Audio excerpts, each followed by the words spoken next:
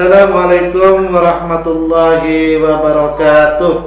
Waalaikumsalam warahmatullahi wabarakatuh. Sahabat peradilan dimanapun Anda berada, ketemu kembali dengan channel kebanggaan Pengadilan Tinggi Agama Jayapura, yaitu BBC Baku Bicara Channel.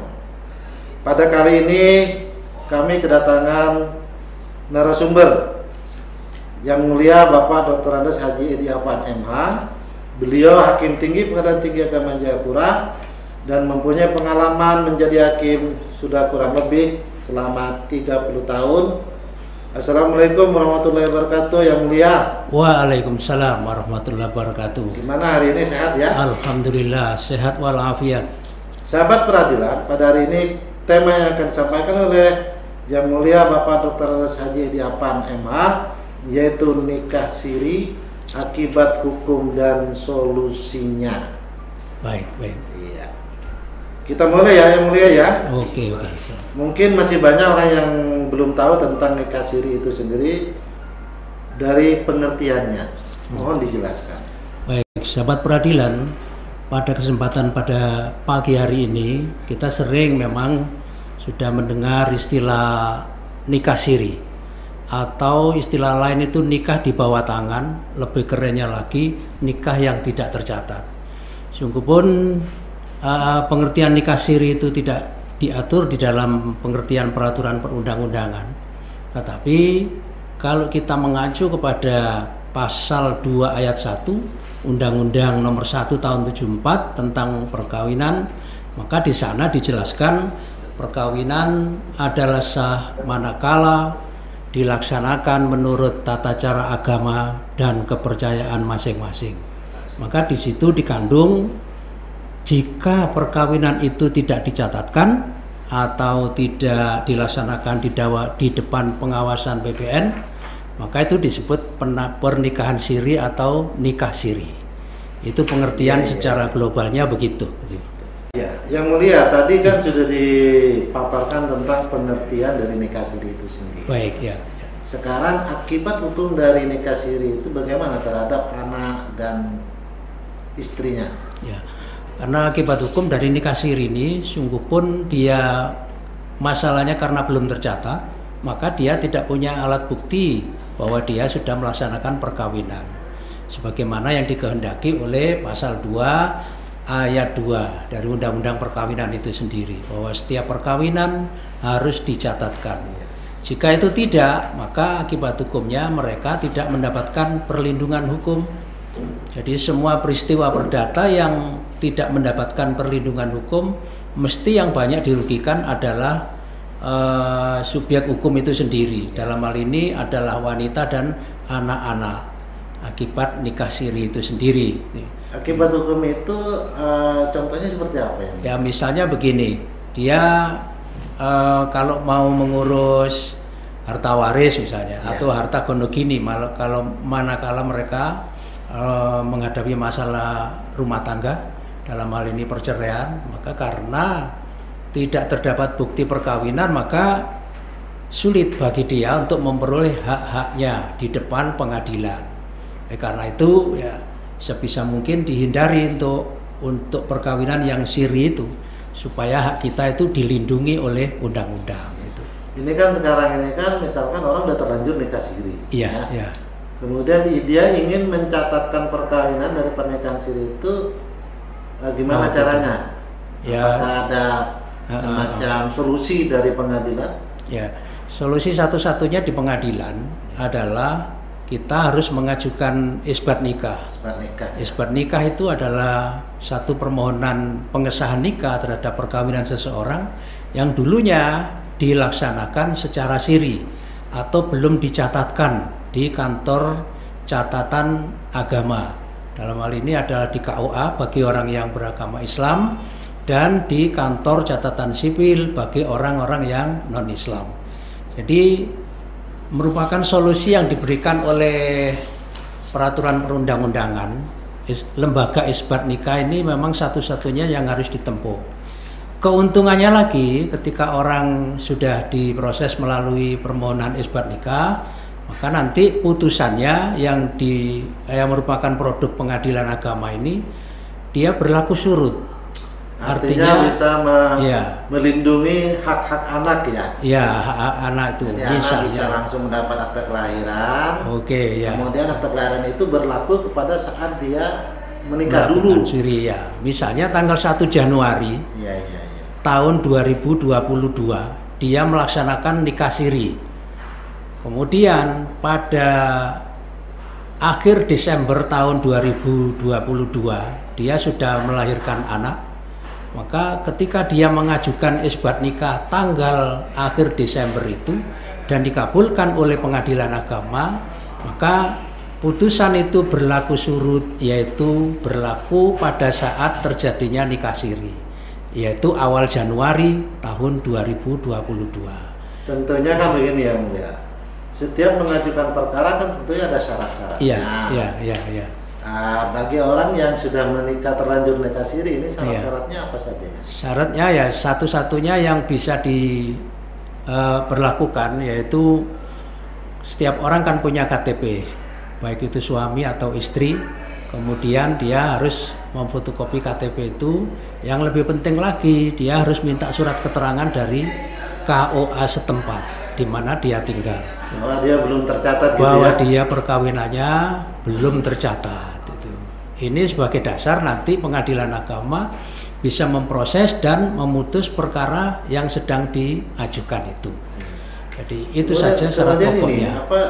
Seringkali kan terbentur dengan syarat-syarat ya. Iya. Misalkan mungkin ada orang yang nikah siri karena akibat dia dengan pernikahan yang sebelumnya belum cerai atau itu.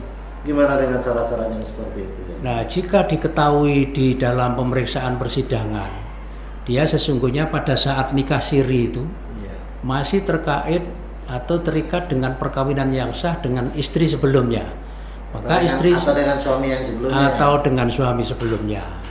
Nah, itu dia suami atau istri sebelumnya harus dimasukkan jadi pihak di situ. Oh, berarti perkara ini bukan volunteer lagi ya? Ya, bukan. Jadi langsung jadi contentious. Ya, jadi gugatan jadinya. Gitu. Jadi gugatan. Jadi bukan permohonan murni. Jadi gitu. yang menggugat ada dua orang, yang tergugatnya adalah yang bekas atau bekas istri atau bekas suami. Yang mungkin dulu cerai siri juga gitu ya. Cerai siri juga. Yang sering itu kan begini. Jadi ketika nikah siri itu terjadi, dia masih terikat perkawinan yang sah, kemudian dia haknya untuk mengajukan isbat nikah itu, tapi nggak segera diajukan, nunggu istri yang pertama itu meninggal. Nah ini yang sering kasus terjadi ya. Sering kasus yang sering menghambat penanganan. Jadi akhirnya tidak bisa kontentius juga ya? Iya, nggak bisa kontentius juga itu. Atau mungkin ada anak-anaknya yang dengan istri yang pertama bisa dijadikan pihak?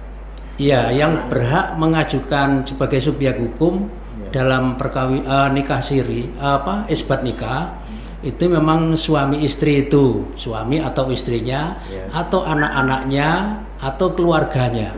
Jadi bisa saja dia menggugat anaknya yang dengan istri pertama itu kalau memang ibunya sudah meninggal Yang Mulia, ini kan sekarang ini kan misalkan ada orang yang nikah siri namun dia tidak bisa belum mengajukan isbat.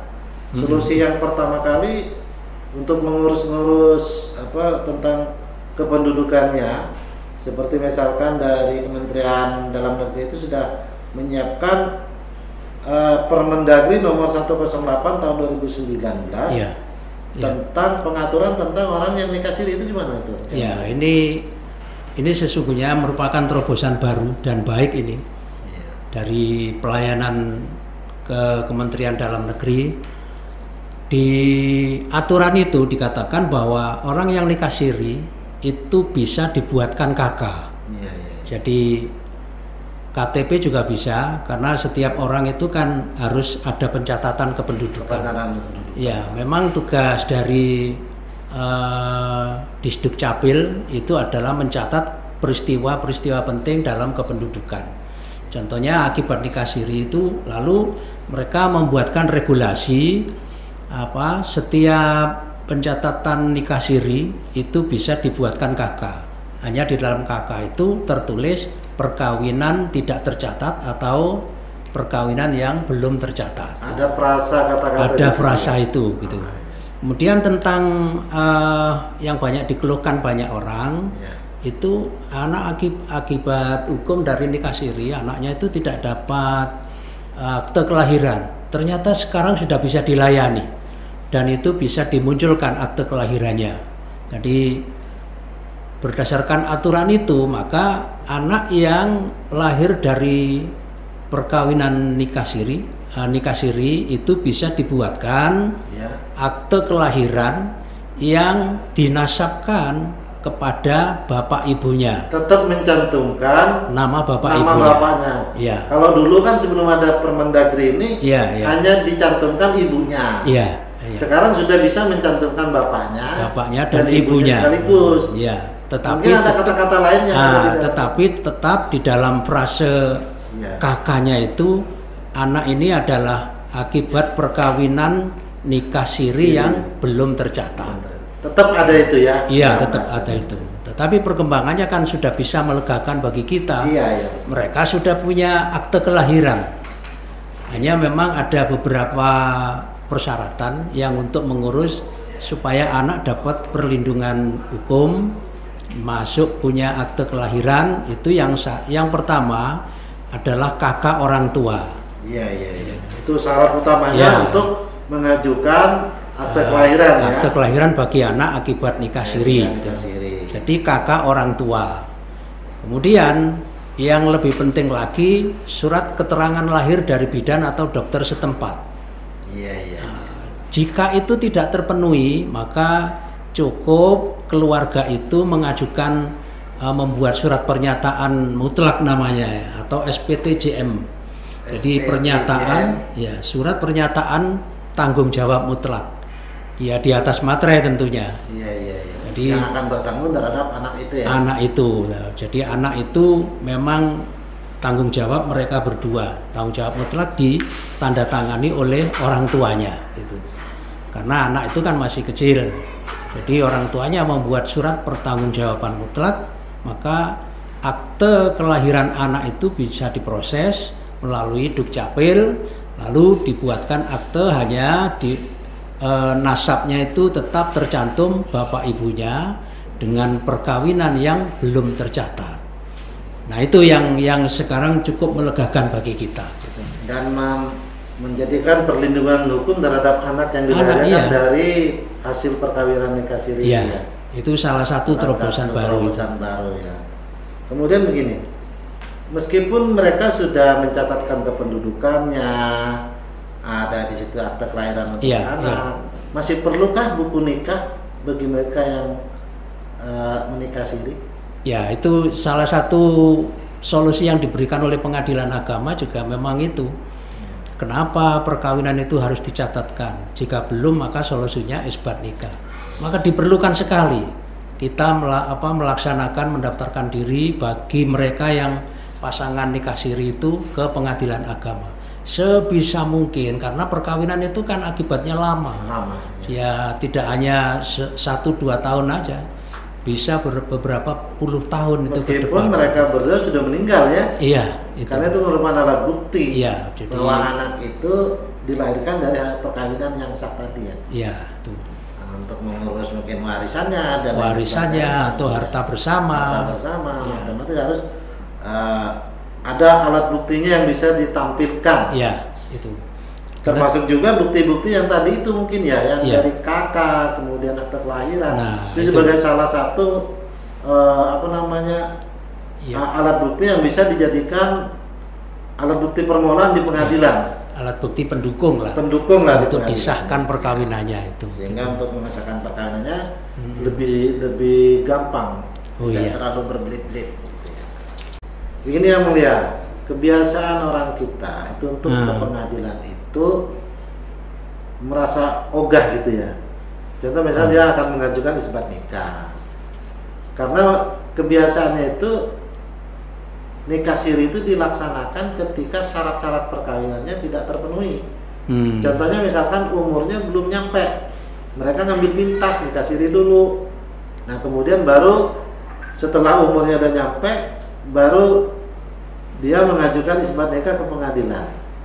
Oleh karena itu mungkin ada saran dari Yang Mulia tentang pernikahan dengan di bawah umur tadi untuk kaitannya dengan isbat nikah. Isbat nikah. Ya. Ya, kalau memang dia kawin masih umurnya kurang, maka diberikan fasilitas bahwa dia sudah bisa mengajukan ke pengadilan agama dalam bentuk dispensasi kawin. Terima kasih ya. Mungkin ini ada closing statement dari Yang Mulia dari tema kali ini. Monggo silakan. Ya. Sebagai closing statement pada pagi hari ini, sahabat peradilan, kita yang sudah membahas tentang nikah siri dan akibat hukumnya serta solusinya, maka saya ingin memesankan kepada generasi muda, terutama yang menjelang perkawinan, maka sekali-kali jangan mau dinikah siri untuk para wanitanya. Ya. Untuk para prianya jangan coba merayu untuk mengajak nikah siri, karena akibat hukumnya itu kurang enak kita alam itu. Ya nikah yang sah-sah saja, ya sesuai aturan, sesuai agama dan sesuai aturan ya. Ya kita laksanakan nikah siri, lalu bersamaan dengan itu kita catatkan. Iya. Gitu.